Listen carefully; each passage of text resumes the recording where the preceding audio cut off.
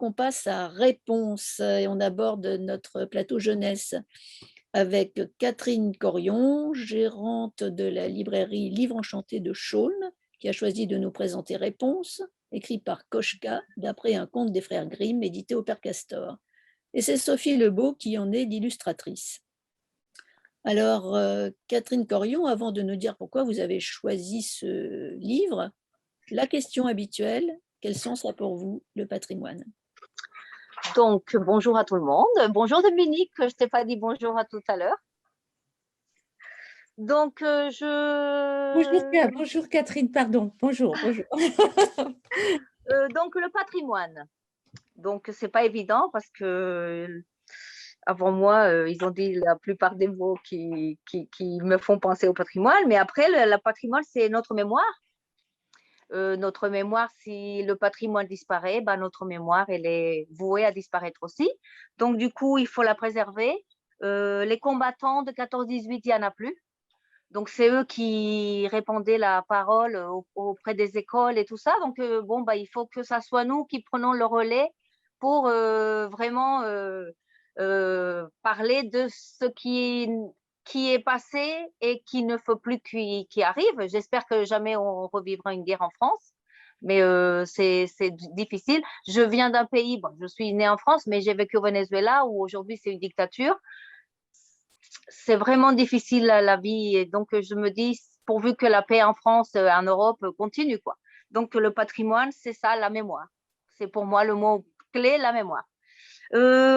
Concernant le livre Réponse, je n'ai pas pu préparer mon intervention aujourd'hui parce qu'on prépare déjà un salon du livre pour le 20 juin, donc on est un peu en retard puisqu'on attendait qu'on donne les feux verts pour les activités. Donc, du coup, Réponse. Qu'est-ce que je vais dire sur Réponse? J'ai choisi Réponse parce que dans notre boutique, Didier, il s'occupe tout ce qui est culturel, la littérature, bien, parce que j'ai pas fait l'école en France, donc je suis pas très bonne en culture française, en littérature et tout ça. Donc, Réponse, je m'occupe des rayons enfants, ados, jeunes adultes. Donc, Réponse, bah, je trouve que c'est un beau livre. La reprise, elle est bien, elle est simple, elle n'est pas bâclée, on va dire ça comme ça. Les images, aujourd'hui, on a beaucoup de livres qui correspondent, je ne sais pas si ça correspond aux enfants d'aujourd'hui, mais parfois les illustrations ne sont pas très jolies. Par contre, celui-là, c'est très agréable. J'en ai parlé avec des parents, ils ont dit oui, c'est un livre qu'on choisirait puisque on a envie d'ouvrir le livre déjà avec la couverture. L'histoire, bon, on la connaît, hein, l'histoire de Réponse. Mais après, simplifier pour les enfants en ayant gardé l'esprit Grimm, bah voilà, je pense que je ne sais pas quoi dire d'autre. Les détails, les enfants, ils aiment aussi parce que c'est clair, on peut lire une page tous les soirs avant d'aller se coucher. On peut parler, on peut interpréter les images aussi si on ne sait pas lire, parce que l'image, elle est parlante. Donc, voilà. Donc, Sophie Lebeau, je trouve que j'aimerais voir si elle vient dans notre librairie pour faire une petite dédicace, puisque je pense que je ferai un succès auprès des petits et des grands aussi, parce qu'on apprécie les belles images. En tout cas, l'invitation est lancée à Sophie Lebeau, mais elle est très bien votre présentation de Réponse. On a bien compris pourquoi vous aimez ce livre. Par contre, puisque vous êtes libraire, que j'imagine que c'est vivre une passion, comment vous avez vécu l'année qui vient de s'écouler, sachant qu'il y a un an, vous n'étiez pas essentiel. Donc voilà, en dehors des contes de Grimm, il y a pour vendre ces contes, il faut être ouvert. Donc voilà, en tant que libraire, comment vous réagissez? Alors, en tant que libraire, nous voyons le verre à moitié plein. On est positif. Ça va faire 5 ans le 3 décembre que nous avons ouvert notre librairie. On n'était pas du tout dans la librairie. Moi, j'étais mère au foyer. Mon mari, il travaillait dans le social. Et un jour, on a décidé il en a eu marre de son boulot. Donc, pour venir à l'année 2020, ça va faire 5 ans qu'on est ouvert et on n'a toujours pas de salaire. Ah. Nous vivons du chômage de Didier. C'est ça qui nous. Donc, du coup, l'année dernière, ça a été dur, mais ça ne nous a pas touché monétairement parce que la librairie vit avec les ventes qu'on fait. On n'a pas à rajouter de l'argent de notre poche, malgré que ça ne rapporte pas pour vivre. Donc, on se dit qu'à côté d'autres commerces qui ont dû fermer, qui n'étaient pas non plus essentiels il y a un an, mais qui ne le sont pas devenus comme nous aujourd'hui, c'est pas très. Voilà, on n'a pas à se plaindre. Voilà, je veux dire, on n'a pas à se plaindre. Il faut râler. Il ne faut pas arrêter de râler, mais on ne va pas se plaindre. On espère que ça va, parce que la marge du livre n'est pas très importante pour les libraires. La marge, si on compte les frais de transport, les réductions qu'on fait aux médiathèques et tout ça, la Sophia, parfois on vend un livre à perte. Je pense que par rapport à 2019, c'est l'année qui peut être comparée. On n'a pas eu de baisse, on n'a pas eu de hausse, mais on n'a pas eu de baisse. Donc, tout va pour le mieux, je pense. Il faut être confiant, il faut dire que les gens commencent à réfléchir autrement, ils viennent plus dans les petites boutiques. Donc, et puis aujourd'hui, je pense qu'on va en avoir marre d'aller en grande surface où on est un chiffre, on a une carte de fidélité. Nous, notre client, on sait, moi je sais qui aime lire quoi. Quand je vais en salle de vente à Paris, à Ivry, je sais, oh, ce livre-là, il plairait à Madame Attel parce qu'il est génial, c'est son style. Et on en achète en fonction de nos clients. Et les gens aujourd'hui vont plutôt chercher à faire ça, aller vers la reconnaissance personnelle et pas une carte de fidélité avec un chiffre. Voilà. Donc, on est confiant. On est confiant. Cette année, je pense qu'on ne sait pas quand ça va finir, toute cette pandémie. Mais là, je pense que ça s'annonce bien puisqu'on a déjà organisé un salon du livre pour le 20, je fais ma petite pub. Nous faisons un salon du livre le 20 juin au Petit Train de la Haute-Somme. Et pour la petite histoire, parce que j'ai passé, nous à Chaulnes, nous sommes à Chaulnes, et on a Monsieur Lemont, grammairien français. Donc, beaucoup de gens ignorent ça. Patrimoine. Après, on a eu les éditions Loris qui ont été créées à Chaulnes. Ils étaient implantés à Chaulnes, maintenant ils sont à Autremancourt dans l'Aisne. Mais je pense que le patrimoine, voilà, pour revenir au patrimoine. Et après, pour les librairies, bon, je pense qu'il faut être confiant, il faut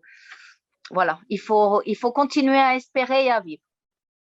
En tout cas, Sophie Lebeau peut tout à fait venir à votre salon du livre le 20 juin, donc du coup, si elle est libre. Bien sûr, parce qu'on cherche des illustrateurs. On a beaucoup d'auteurs, mais on n'a pas d'illustrateurs. Donc, les gens, quand ils vont au salon du livre, il y a cette recherche de voir comment on a créé l'illustration d'un livre. Voilà. Vous rappelez dans quel lieu et à quelle date? Alors, au Petit Train de la Haute-Somme, à côté de Bray-sur-Somme. D'accord. Et le 20 juin. Très bien. Bon, alors on pourra tous et toutes aller voir votre salon du livre qui est organisé par votre librairie. Oui, voilà. Et il y aura donc ce jour-là, le salon du livre sera dispersé dans le musée du Petit Train. Donc ce jour-là, le musée sera accès librement, gratuitement. Bon, eh ben, voilà, c'est une bonne chose. Voilà. Bien, merci pour cette présentation et cette conversation. Sophie Lebeau, on a dit beaucoup de bien de vous, visiblement, puisque Catherine Corion dit que rien que quand on voit la couverture, on a envie d'acheter le livre. Mais avant toute chose, la question fil rouge, le sens du mot patrimoine pour Sophie Lebeau. Je rejoins ce qui a été dit par Didier Villot et Catherine Corion. On va dire qu'il m'enlève les mots de la bouche. C'est la mémoire, c'est l'histoire. J'ajouterais que, en tant que faiseuse d'images, créatrice, le patrimoine, c'est une source d'inspiration. Moi, je crois fondamentalement qu'on n'invente rien quand on est un créateur, on transforme. Je pense qu'on part d'une matière première qui existe et le patrimoine en fait partie. Moi, quand je crée des images, j'invente des images qui n'existent pas.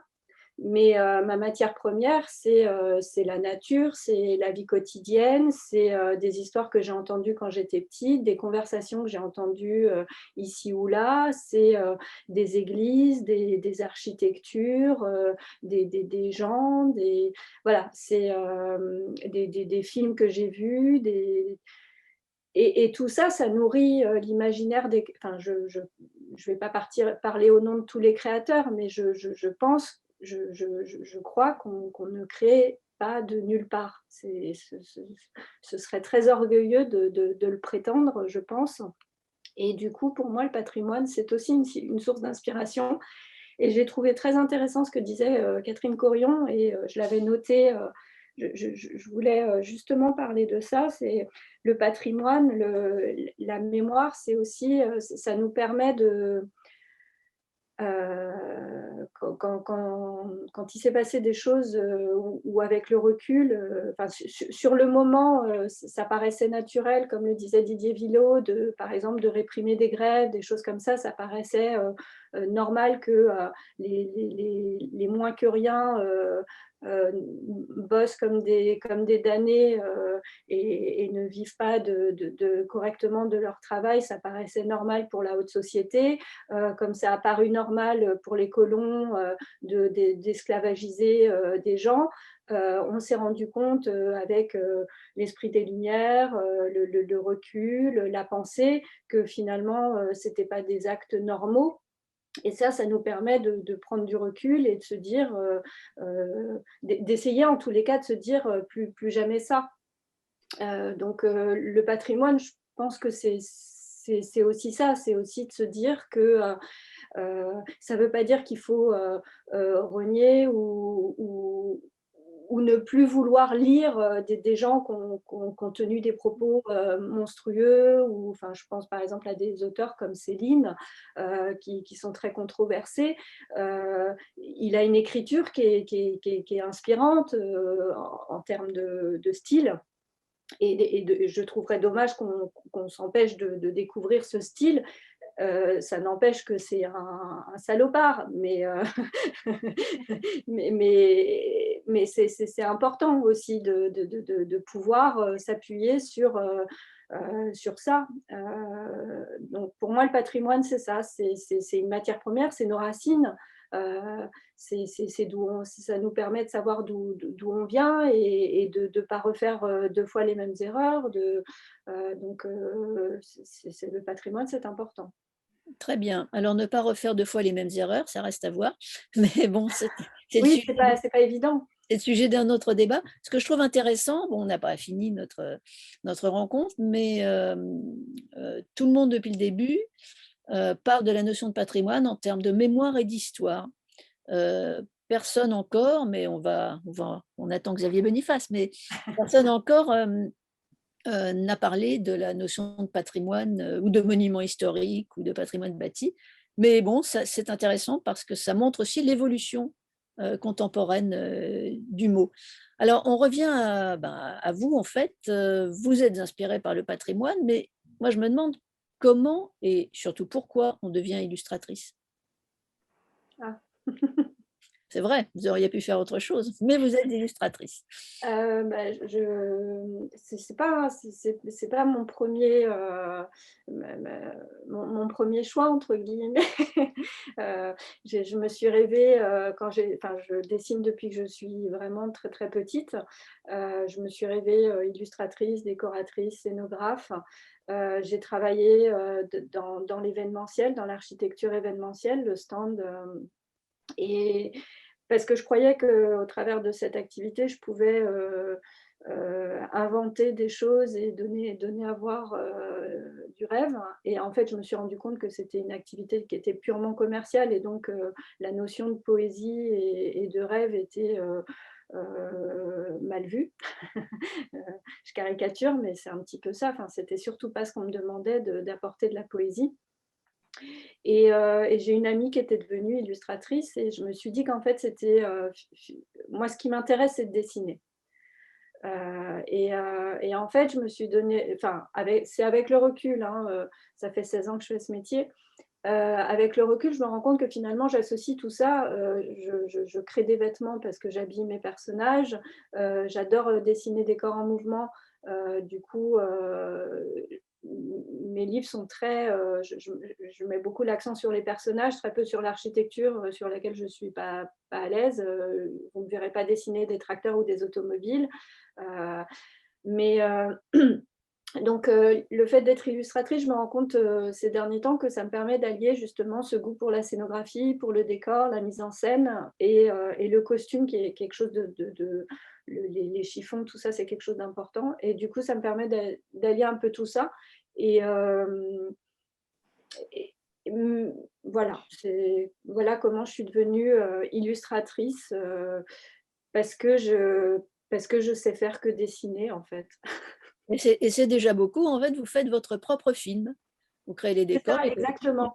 Voilà. En fait, quand un éditeur, souvent je travaille sur commande. Hein, pour l'instant, j'ai très peu travaillé. Enfin, j'ai été auteur au tout début de mon activité. J'ai commis trois livres en tant qu'auteur, illustratrice. Mais depuis, je travaille essentiellement sur commande. Ce sont des éditeurs qui me proposent des textes. Et du coup, je me glisse un petit peu dans le rythme des mots, dans l'univers de l'histoire. Je ne suis pas là pour me servir la soupe à moi et pour faire la belle, enfin, au niveau de mes images. J'ai à cœur de respecter le texte et l'auteur. Est-ce que vous aimez bien les histoires de princesses? Euh, je dois dire qu'à la longue, C'est ça qu'on vous demande en fait. en fait, j'ai un style, comme le suggérait Catherine Corion, j'ai un style qui est très classique en fait au niveau de la facture des images. Je vais montrer. J'ai fait Blanche-Neige, je ne sais pas si on voit un petit peu la princesse de l'Aube. La princesse de l'Aube, voilà.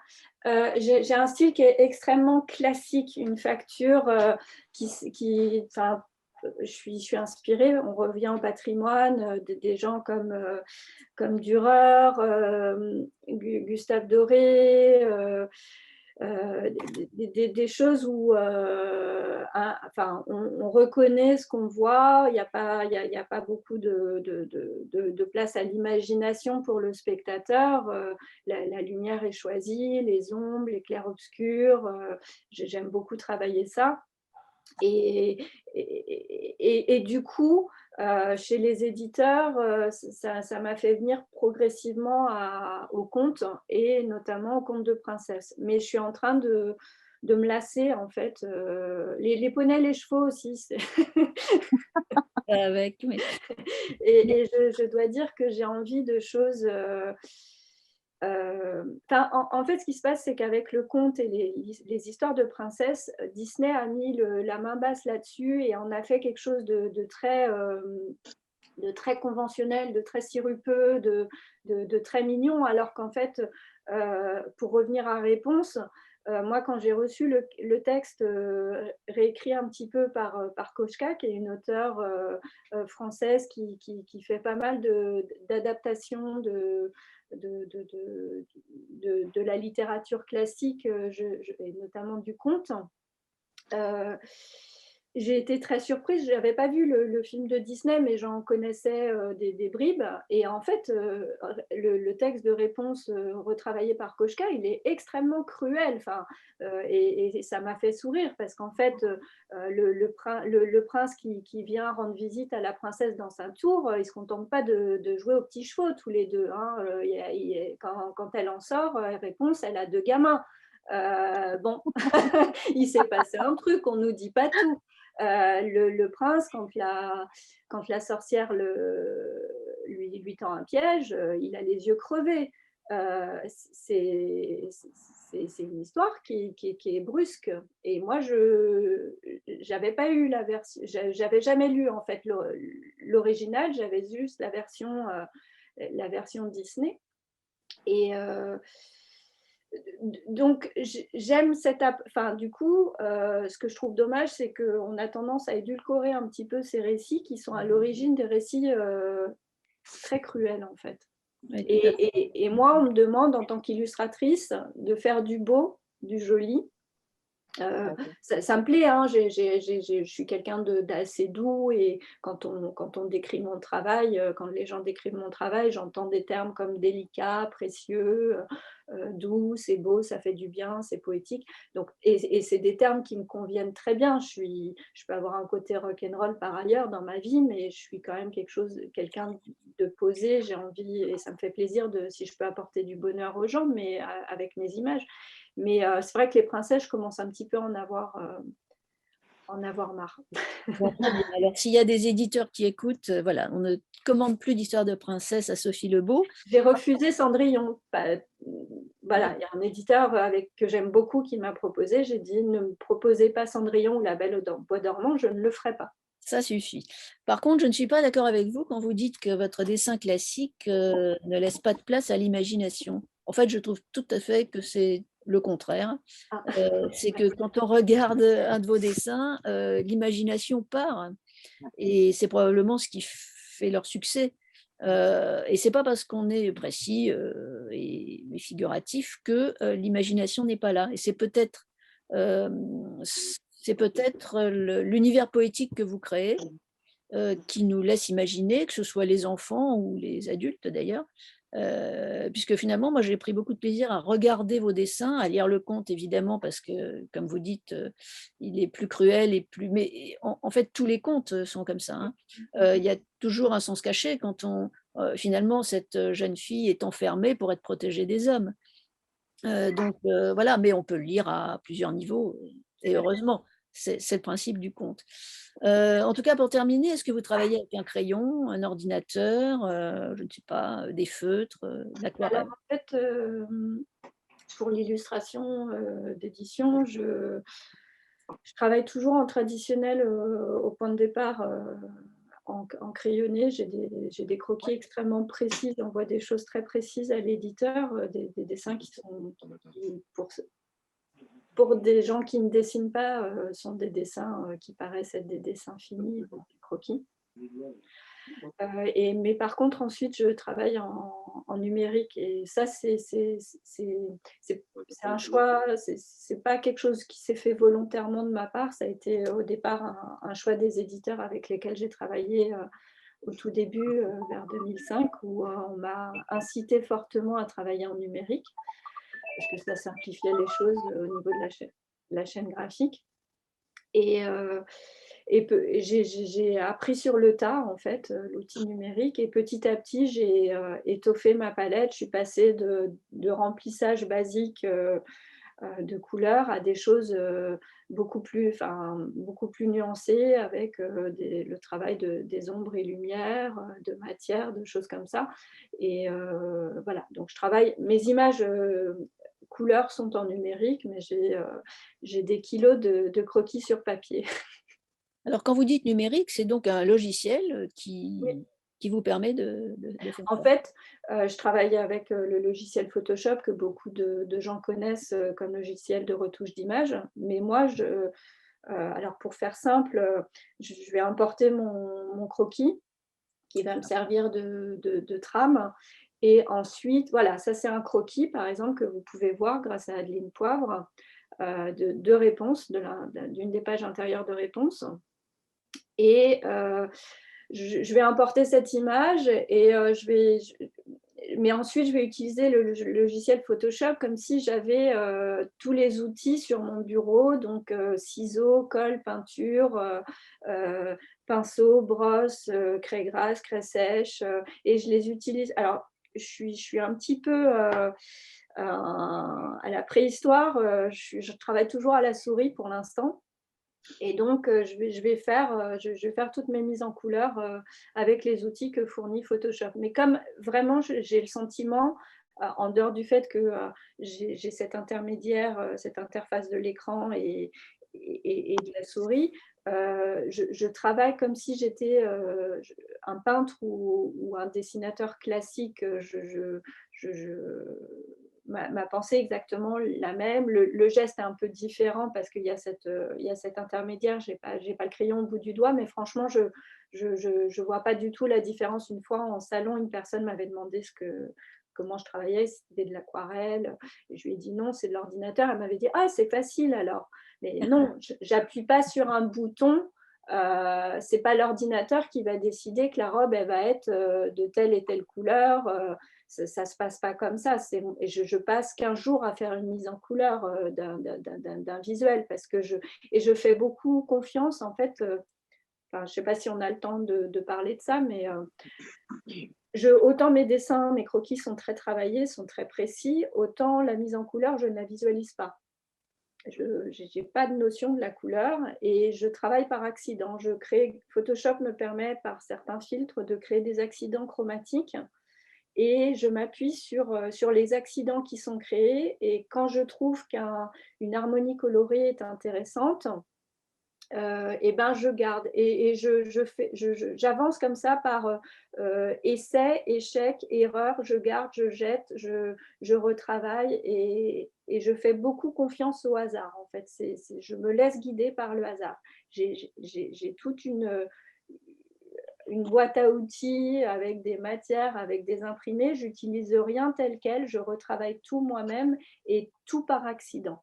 Et donc, je ne suis pas capable de refaire le chemin inverse ou d'expliquer à quelqu'un, bah, tu vois, pour faire, par exemple, là, vous avez une image de l'intérieur de réponse, pour faire cette lumière, cette lune un petit peu spéciale et tout ça, tu vas faire comme ci, comme ça. Non, il n'y a pas une méthode infaillible en ce qui me concerne, en tous les cas. C'est des essais. Je prends un chemin et puis je me plante et puis je reviens en arrière et tout ça. Et je ne sais pas faire autrement.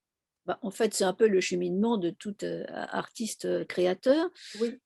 En tout cas, Sophie Lebeau et Catherine Corion, merci pour cette présentation. Des questions du côté du public sur Oui. l'ouvrage que nous venons Oui. d'évoquer? Moi, j'aurais une question. Pardon. Alors, je ne sais pas si on entend Ça bien. bouscule. Voilà, oui. Pardon, du coup, j'y vais, oui. Oui, vas-y. En fait, donc moi, je parle plutôt pour ma partie conteuse, puisque je suis un petit peu auteur, un tout petit peu, mais plutôt beaucoup conteuse. Effectivement, quand on parle du patrimoine, l'idée de valoriser des contes, c'est super important, puisque ce sont les récits d'humanité hein, qui grâce à des gens comme Grimm, mais plein d'autres, ont été retranscrits. Alors moi, je me demandais du coup, parce que ce que disait Sophie, enfin ce que vous disiez, c'était qu'en fait, vous étiez, si j'ai bien compris, un peu enfermé dans un genre qui est une sorte de préjugé d'un certain nombre d'éditeurs, sans doute, sur à quoi doit représenter, à quel genre, avec quel genre d'illustration on représente les princesses, les contes, etc. Et est-ce que, du coup, ma question c'était, est-ce qu'en tant qu'illustrateur, on est un peu enfermé dans un genre par rapport à ce qu'on a déjà fait, un peu comme un acteur au cinéma qui a fait que des comédies ou que des drames, ou est-ce que de temps en temps, par rapport à ce que j'ai pu voir de vos livres, on peut proposer quelque chose de radicalement différent? Oui et non. Par rapport à l'enfermement. Oui, il y a comment dire, je pense que c'est pas. Je pense qu'il y a une forme de facilité, mais pas consciente de la part des éditeurs qui vous ont vu à l'aise dans un registre et qui du coup vont naturellement penser à vous pour un ouvrage qui est dans la même veine, qui va chercher le même public et tout ça. Donc il y a une certaine facilité d'aller chercher des auteurs qui se sont déjà fait remarquer dans un registre et du coup effectivement ça peut nous enfermer, mais finalement tout à chacun est libre de sa prison. Moi, j'en ai marre de. Enfin, j'en ai marre. Oui, j'ai pas envie d'être à 60 ans de continuer à faire le même style de dessin parce que j'aime chercher, j'aime aller ailleurs. Et du coup, je développe des choses à côté qui sont pour l'instant pas dans des perspectives d'édition au sens où je les connais actuellement. Et je sais que ça va m'emmener vers d'autres endroits. Et puis, il y a un travail, c'est là où le travail d'éditeur, où quand on travaille avec un vrai éditeur qui connaît son métier, qui a l'amour de son métier et de ses auteurs et de ses illustrateurs. Par exemple, alors on parlait de patrimoine, Réponse fait partie des collections du Père Castor, qui est quand même du patrimoine littéraire, je tiens à le dire. Et j'ai été très très fière et très honorée que les éditions Flammarion pensent à moi pour travailler pour cette maison, pour cette collection qui est emblématique. Voilà. Et par exemple, je travaille avec un directeur artistique chez Flammarion qui s'appelle David Laforgue. C'est grâce à lui que je suis rentrée par la petite porte chez Flammarion. Et lui aime mon travail, il sait ce que je suis capable de faire, ce qu'il a déjà vu, mais il sait que j'en ai sous le pied ailleurs. Et il me pousse, par exemple, pour le dernier ouvrage que j'ai fait pour eux, qui est la première Galette des Rois, qui est un texte de Zemanel. Il m'a poussé à faire des images beaucoup plus épurées. Il m'a dit, Sophie, fais du blanc, fais du blanc, fais du blanc, parce qu'il sait que je peux aller vers quelque chose d'un peu plus graphique, tout en gardant ma patte. Donc, je vous montre, c'est des images qui sont... Voilà, il y a très peu de décors, en fait. Et c'est lui qui m'a incité à aller vers ça. Et en fait, c'est lui qui me permet de progresser et de montrer à d'autres éditeurs un autre potentiel. Et pour revenir au patrimoine, la première Galette des Rois, donc c'est Zemanel qui est conteur, artiste, marionnettiste, qui a inventé cette histoire, qui invente un peu l'histoire de la première Galette des Rois. En fait, elle est un petit peu, comment dire, c'est le roi qui va devoir transmettre son royaume, il doit confier son anneau à son successeur, il pense à l'un de ses deux fils, l'anneau lui échappe et du coup tout le royaume va courir après cet anneau pour l'attraper pour devenir roi. Au final, c'est sa fille qui va l'avoir dans la galette. Et donc, c'est une fille. Donc, on bouscule un peu c'est pas un roi, ça va être une fille. Donc, c'est un peu féministe. Et pour revenir à l'histoire du patrimoine, moi, cette histoire, elle m'a fait penser à Roule Galette. Et du coup, dans ce livre, j'ai eu à cœur de faire référence. Alors, c'est un clin d'œil pour les gens qui n'auront pas le code, qui n'auront pas lu Roule Galette. Ils passeront à côté, mais ce n'est pas grave. J'ai eu à cœur de faire que cet anneau, il croise un lapin, un renard, un ours. Et je me demandais comment j'allais faire parce qu'on était dans un royaume, on était dans un château, c'était incongru. Et du coup, c'est ces petits personnages, alors je ne sais pas si on voit bien, j'ai inventé comme c'est un jour de fête, je me suis imaginé qu'il y avait des enfants dans cette histoire qu'on allait retrouver de page en page et qui étaient déguisés, donc ils portent chacun un masque. Donc c'est comme ça que j'ai réussi à... Et ça, en fait, c'est le plaisir aussi de l'illustrateur. Vous disiez, Françoise, que mes images, contrairement à ce que je disais, permettent de s'évader et ne donnaient pas tout. Et c'est un petit peu ça aussi, j'estime, le rôle de l'illustrateur, c'est d'être très respectueux du texte, de ne pas faire de contresens, de ne pas gâcher le style, l'écrit, l'imaginaire de l'auteur, mais c'est d'ajouter sa petite touche. Et ces personnages, franchement, ils ne sont pas dans l'histoire, on n'en parle pas, mais c'est un petit caprice visuel que j'ai mis, l'auteur a adoré, et ça fonctionne. Alors, je ne sais pas si je suis longue, hein, pardon. Non, c'est parfait, mais effectivement, l'heure tourne et moi, je suis aussi la gardienne du temps, puisqu'il faut que tout le monde puisse avoir le temps de présenter son ouvrage. Donc, je pense que s'il y a d'autres questions pour ce livre, on le fera après.